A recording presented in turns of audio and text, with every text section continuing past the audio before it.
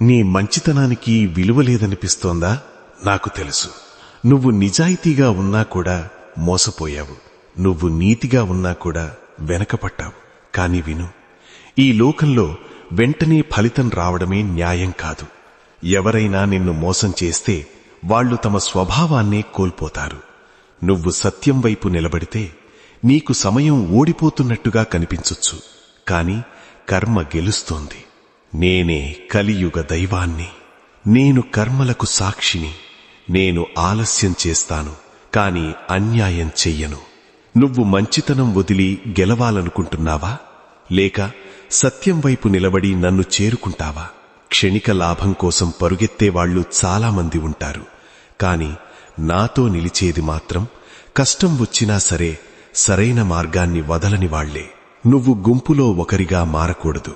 నువ్వు ఒక ఉదాహరణగా నిలవాలి.